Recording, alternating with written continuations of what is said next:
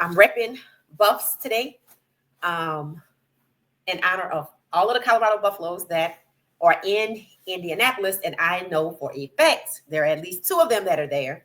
And I think I have some video from where Jimmy Horn Jr. was en route.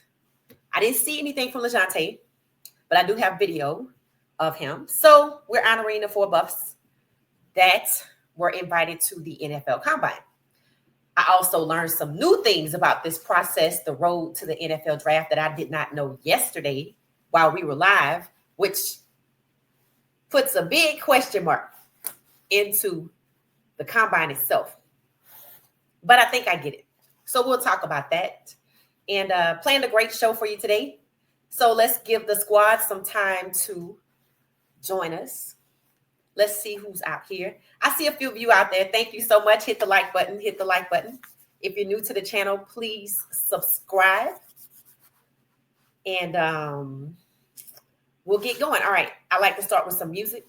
I'll start with some music while we wait for the squad to show up.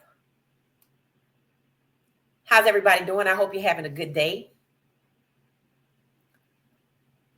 Shout out to the new subscribers to the channel. I see y'all. Thank you. And the new followers on IG. I see y'all too. Thank you so much. Big Dog Chico, also a fellow Colorado content creator, followed What She Said Sports on IG. So I thought that was a nice nod. I'm one of those people, I share everybody's content. No matter who you are, if it's good, I'm going to share it. So maybe Big Dog Chico realized she's always sharing my stuff. Yeah. If it's good content, I'll share it. All right. So let's get going. All right. First, since we're waiting for the squad to show up, I noticed that Mr. Jalen Hurts is back in the lab. Back at it.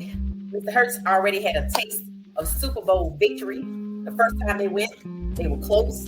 Some people say he did a really good job, but he was just on the wrong side of victory. The first Super Bowl run. The second time was the charm. They got it right.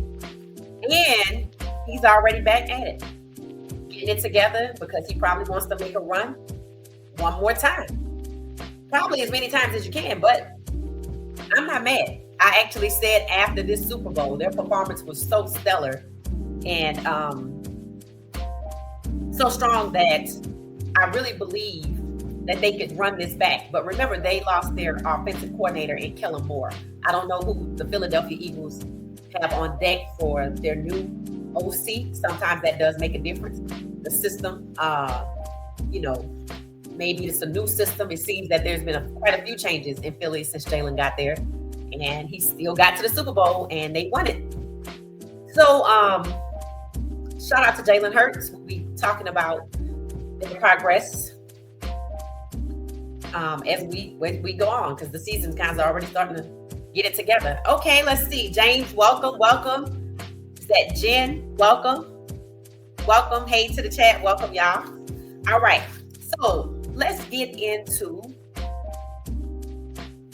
Indianapolis. Okay. So as you can see, I have a photo here of Shedeur Sanders in Indianapolis. And of course, he's raising a lot of eyebrows with his backpack because it has a Browns hat as well as a Saints cap. So, some people were happy to see that. They're like, oh, wait, what does it mean? I don't think it means anything. But what I do know is that it seems that Travis and Sheduer have already had their interviews with prospective teams. Yesterday on Sheduer's podcast, he mentioned private throwing sessions, the private meetups with team owners, etc., which is a process. It's actually called NFL Top 30. So we're going to talk about that tonight. That is new to me. I had never heard of NFL Top 30, where you have these one-on-ones with the team. You throw for them. They isolate you, and basically they want to get to know you. So you spend a substantial amount of time with them, like a day. Each team invites 30, which is why it's called the Top 30. It's private. And there's some people that go. There are other meetings that might not be a part of the Top 30. So I was thinking to myself, okay, we need to talk about this because I was not aware of anything called the NFL Top 30. I thought after the combine, that was it. The combine, pro day, and the draft. And I knew pro day took place at the university, and I didn't expect the GMs to be there, but maybe they would be there. But now that we have this top 30, it's possible that that's the last time before the draft. And last year, we're going to talk about when it occurred. I thought the timing was interesting. I don't know how they managed to squeeze in all of these meetings ahead of the draft, but they did. So we'll talk about that as well. Let's see who's in the chat. Good evening at work, but we'll try to listen. Okay, cool. Thank you. If you're at work, just, check us out. Thank you so much, James. Nice to have you back.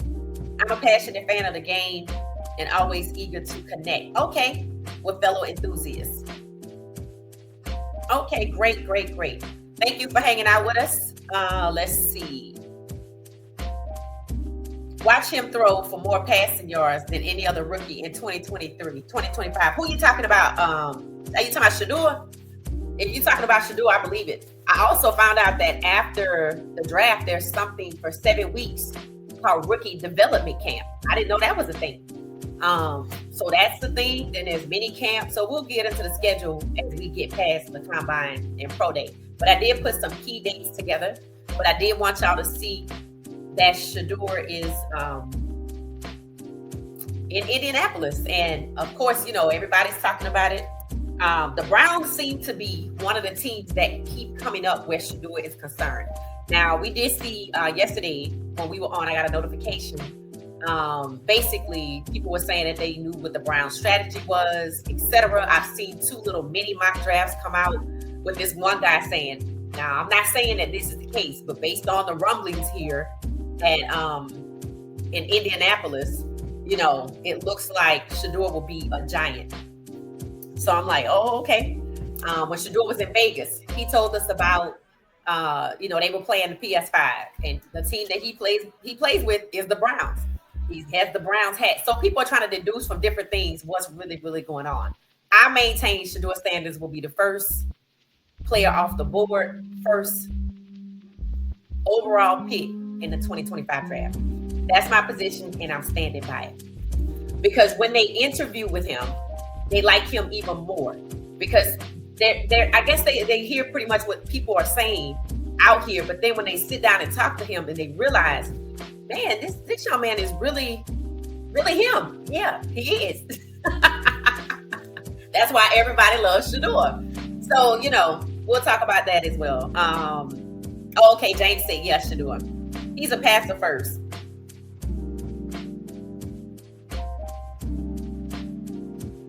He has always been a passer from the beginning. I agree with that. Jen said, we are ready for 2. Viva Las Vegas. Yay! I am too. I am as well.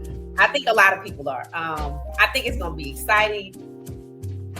I just pray they got an O-line, But honestly, Sheduer showed us when he realizes he doesn't, he can still get it done. That's what makes him the number 1 overall sought-after quarterback. They had a chance to see in year 1 that he was tough, he was durable, sacked 52 times.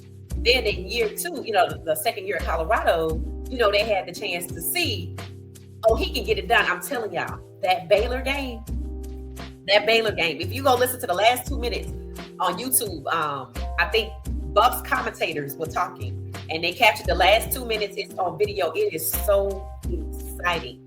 That's why a few months ago, when Cam Newton said Sheduer doesn't have any memorable games, I was like, you're telling on yourself because you don't watch him play. Because if you saw that Baylor game, you will never forget it.